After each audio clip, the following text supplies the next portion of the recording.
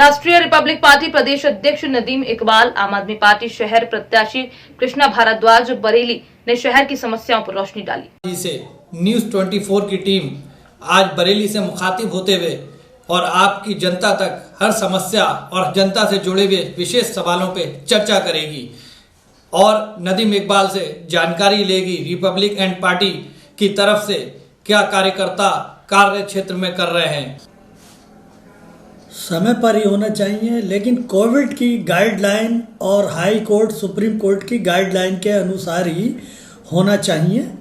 और चूँकि तीसरी लहर आ चुकी है और मरीज़ दिन ब दिन बढ़ रहे हैं, इसीलिए कोविड की गाइडलाइन के अनुसार हाई कोर्ट सुप्रीम कोर्ट की गाइडलाइन के अनुसार ही चुनाव होना चाहिए, यही मेरा कहना है। चूँकि पहले इंसान का जीवन है, भारतीय हम यहाँ की ज़मीन से जुड़े हुए लोग हैं, हिंदू मुस्लिम, और मेरा सारी पार्टियों से अनुरोध है कि किसी भी जाति धर्म से ऊपर उठकर कोविड की गाइडलाइन का पालन करें। और सारी मेरी पार्टियों से अपील है कि कोविड के अनुसार ही चुनाव कराएं और उसका पालन करें। ये मैंने देखिए, वैसे तो हमारे इस्लाम में मैं का लफ्ज़ जो है लगाना बहुत गलत है, इसीलिए मैंने और अल्लाह की भगवान की मर्ज़ी से मैंने गल्ला पानी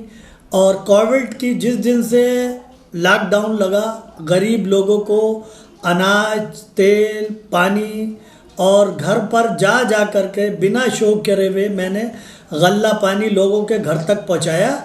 और अक्सर जाड़े में लिहाफ, गद्दे, बच्चों को दूध की परेशानी थी, ब्रेड की, हजियापुर के अंदर बच्चे भूखे थे, उन्हें वितरण करा।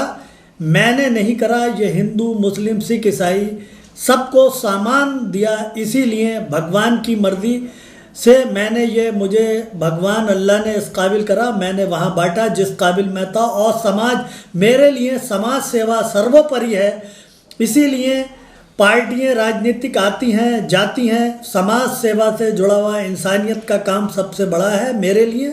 इसीलिए मैं जो है अपनी समाज सेवा को ही राजनीति की कुंजी मानता हूँ, यही मेरा कहना। देखिए, हम राष्ट्रीय रिपब्लिकन पार्टी से लगभग 100 उम्मीदवार उत्तर प्रदेश में उतारेंगे और बहुत जल्दी हम जो है 35 से 40 कैंडिडेट एक सप्ताह के अंदर रोटरी भवन से डिक्लेरेशन करने वाले हैं, जो मजबूत प्रत्याशी हैं और जीत कर दिलाएंगे। और इस बार राष्ट्रीय रिपब्लिकन पार्टी उप मुख्यमंत्री हमारा होगा।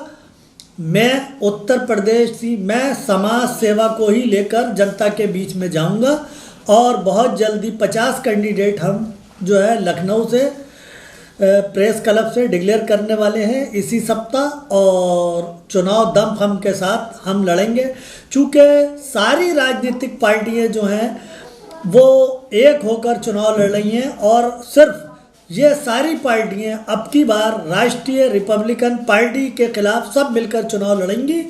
और हम अपनी नीतियों हिंदू मुस्लिम सिख ईसाई सबको बराबर का दर्जा देते हुए यही बात जनता के बीच में समाज सेवा को लेकर के जाएंगे और चुनाव जीत करके आएंगे, चूँकि यही मेरा कहना है। देखिए, सबसे पहले हमारा मुख्य मुद्दा है अल्पसंख्यक दलितों के हित और हिंदू मुस्लिम सिख ईसाई एकता, सबको समान अवसर और देने का यही हमारा मुख्य है। जनता को राहत मिले और जनता को आज मंदिर मस्जिद नहीं चाहिए। लॉकडाउन से जनता रोजी रोटी के लिए लड़ रही है और वही हमारी प्राथमिकता होगी कि जनता को, हमें यह नहीं पता कि राहुल गांधी क्या कर रहे हैं, अखिलेश यादव क्या कर रहे हैं, इन बातों से हमें कोई मतलब नहीं। हम क्या जनता के लिए कर सकते हैं हित का कार्य, यही हमारे लिए सर्वोपरि है।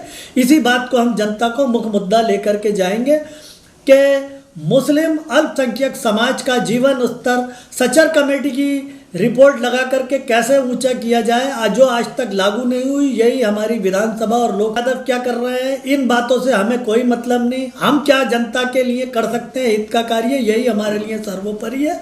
इसी बात को हम जनता को मुख्य मुद्दा लेकर के जाएंगे कि मुस्लिम अल्पसंख्यक समाज का जीवन स्तर सचर कमेटी की रिपोर्ट लगा करके कैसे ऊंचा किया जाए, जो आज तक लागू नहीं हुई, यही हमारी विधानसभा और लोकसभा में मांग होगी।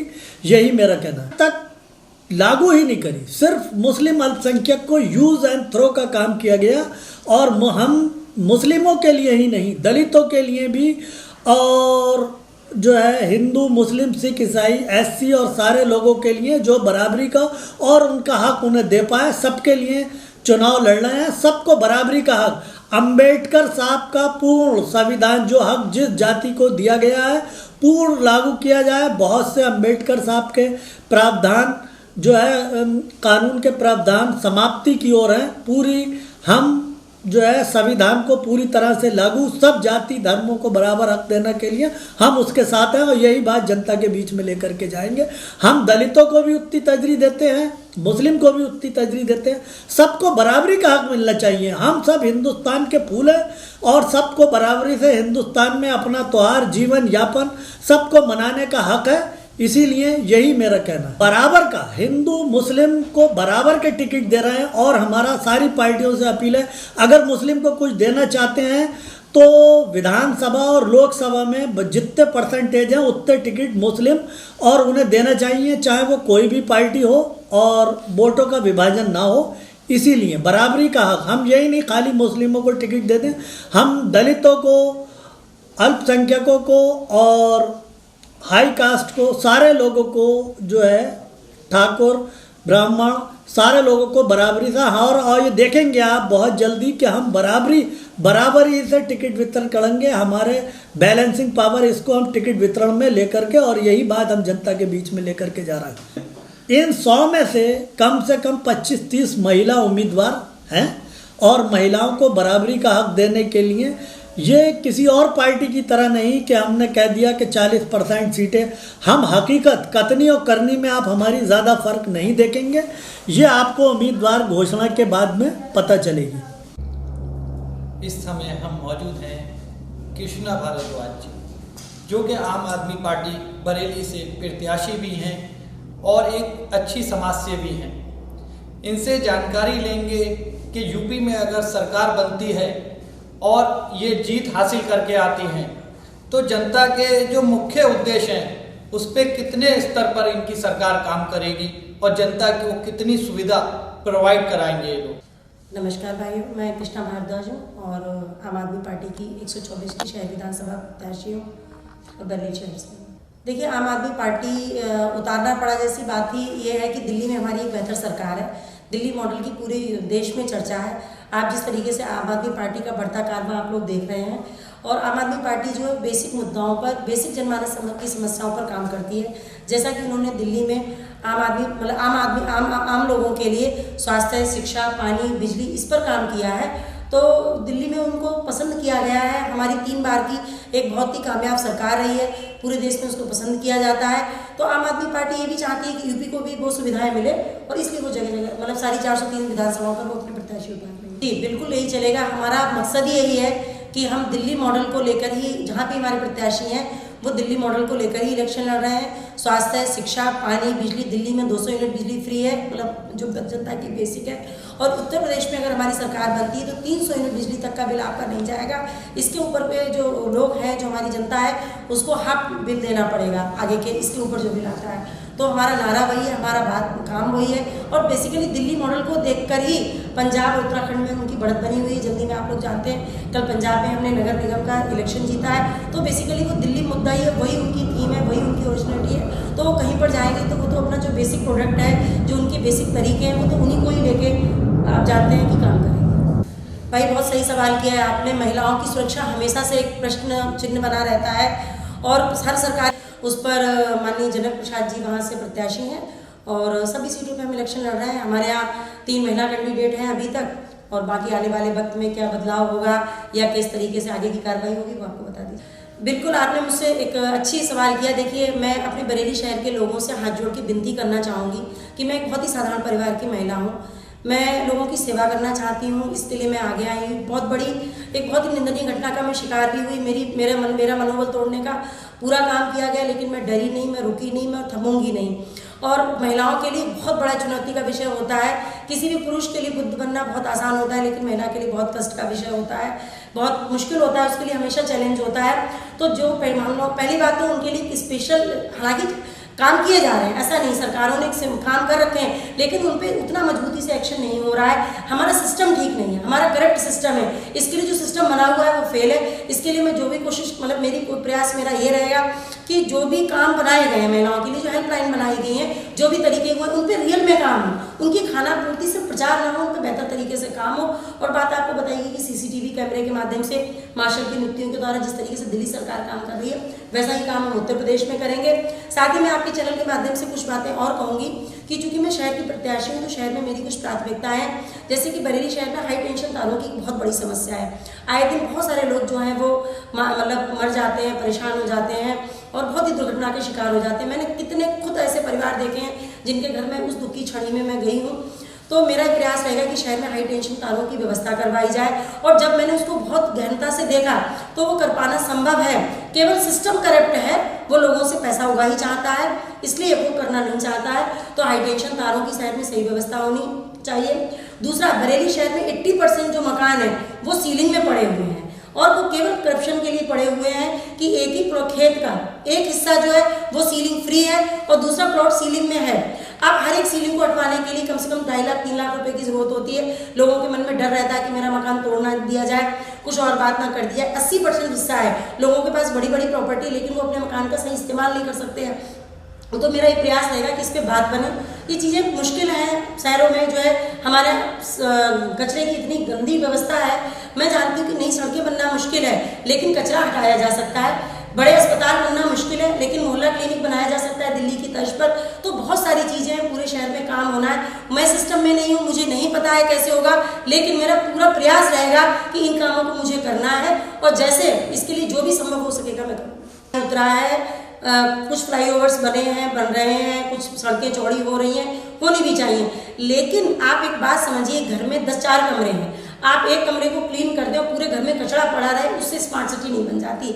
आप देखिए, आप हजियापुर में जाएंगे, आप रो देंगे। आप एक भी पोल पे वहाँ लाइट नहीं है। कल मैं इधर साहूकारे में गई थी, बालखाना के पीछे, वहाँ मैंने जाके देखा एक भी पोल पे लाइट नहीं है। सड़कें ओवरफ्लो हैं, नालियाँ ओवरफ्लो हैं, सीवर लाइन की व्यवस्था नहीं। हम हर बरसात में नर से नारायण बन जाते हैं, इतनी बुरी व्यवस्था है। तो ठीक है, आप बड़े प्रोजेक्ट बनाइए, लेकिन जो छोटी छोटी चीज़ें हैं, लोगों के घरों में पानी में बैग मारता है, इतने परेशान होते हैं। कितने लोग हमारे पास आते हैं, जो संभव प्रयास होता है हम लोग करते हैं, लेकिन ये सरकार का काम है। ठीक है, हम लोगों ने छोड़ दिया है, एक नाम दिखाया जा रहा है कि ये हो रहा है, ये हो रहा है। और एक बहुत बड़ी बात है, अभी बरेली में हेरिटेज पोल लगे थे, उसमें एक घोटाला हुआ था। अगर आप शहर में काम कर रहे हैं, अगर हेरिटेज खंबे लग रहे हैं, तो वो एक पर्टिकुलर को VIP एरिया में ही क्यों नहीं लगते हैं? वो मेरे प्रतापपुर चौधरी में क्यों नहीं लगते? वो जो है पीर वोहड़ा पे क्यों नहीं लगते? वो बालखाना में क्यों नहीं लगते? एक पर्टिकुलर एरिया का ही आप सौंदर्यीकरण कहते हैं, यानी बरेली की जनता सिर्फ वहीं रहती है। क्या मेरे क्षेत्र में लोग नहीं रहते? क्या यहाँ के लोग उनको वोट नहीं देते? क्या यहाँ के लोग उनको टैक्स नहीं भरते? तो मैं तो बरेली में जो हालात हैं वो इतने खराब है कि मैं तो उनसे कहीं सेटिस्फाई नहीं हूँ और ना जनता संतुष्ट है उनसे। निगम का इलेक्शन जीता है, तो बेसिकली वो दिल्ली मुद्दा ही है, वही उनकी थीम है, वही उनकी ओरिजिनलिटी है। तो वो कहीं पर जाएंगे तो वो तो अपना जो बेसिक प्रोडक्ट है, जो उनके बेसिक तरीके हैं, वो तो उन्हीं को ही लेके आप जानते हैं कि काम करेंगे।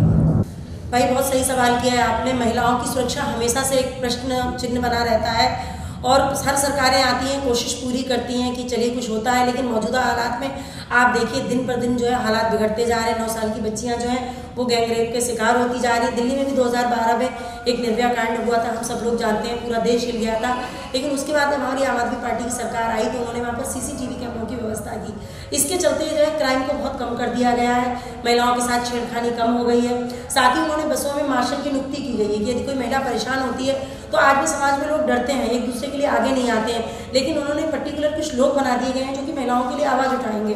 तो इस तरीके का काम दिल्ली सरकार कर रही है, जिससे दिल्ली में फ़ायदा हुआ है, आप लोग देख पा रहे हैं। उस तरीके की घटनाएं दिल्ली में रिपीट नहीं हुई। तो चूंकि हमारे काम करने की थीम यही है, तो उसी तरीके से CCTV कैमरे की व्यवस्था मैं बरेली शहर की प्रत्याशी हूँ, तो बरेली में और पूरे उत्तर प्रदेश में की जाएगी, जिससे कि जो महिलाएं हैं उनको सुरक्षा मिले और लोगों के मन में जो इस टाइप के लोग हैं उनके मन में एक भय है कि कहीं कोई तीसरी आंख है जो हमें कैप्चर कर रही है, तो इससे निश्चय महिलाओं को सुरक्षा मिलेगी।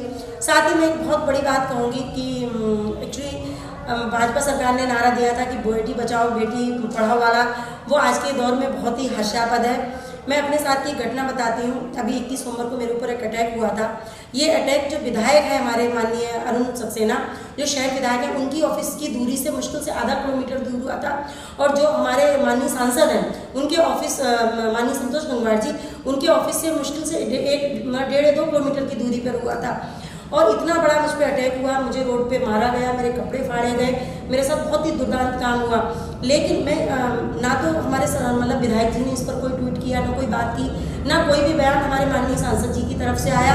ठीक है, मैं आम आदमी पार्टी की व्यक्ति हूँ, मैं आम आदमी पार्टी की महिला कार्यकर्ता हूँ, लेकिन मैं इस शहर की एक बेटी हूँ।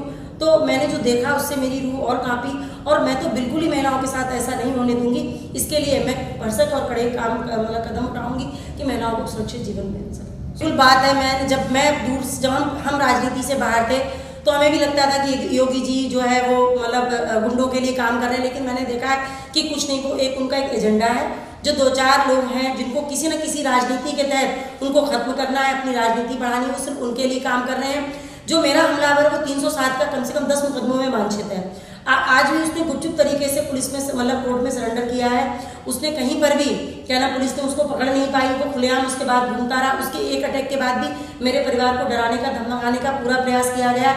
तो मैं तो योगी जी के वादों को बिल्कुल खोखला कहूंगी। मुझे भी भरोसा था कि शायद वो लोग काम करेंगे, लेकिन एक पर्टिकुलर सिर्फ राजनीति को दिखाने के लिए, लोगों को दिखाने के लिए, सिर्फ जनता को भरवाने वाला काम जो है वो मौजूदा सरकार में चल रहा है। आप पुलिस तरीके से कैसे काम कर रही है, थाने कैसे चल रहे हैं, कैसे सिस्टम हो रहा है, गरीबों मजदूरों से किस तरीके से उगाही की जा रही है, कैसे जो है उनके लोग जो है वो छोटे छोटे इतने आए दिन हम पुलिस से प्रताड़ित लोगों को देख पा रहे हैं। तो हम तो कह रहे हैं कि आप अपने इस सिस्टम को ही ठीक कर लेते, आप दूसरी चीजें नहीं दे पाए, आप विकास नहीं कर पाए, आप महिला की सुरक्षाओं के लिए काम नहीं कर पाए। लेकिन जिस काम के आप स्पेशलाइज माने जाते थे, जिस काम को दिखा के आप राजनीति में आए, वहां पर भी आप जीरो।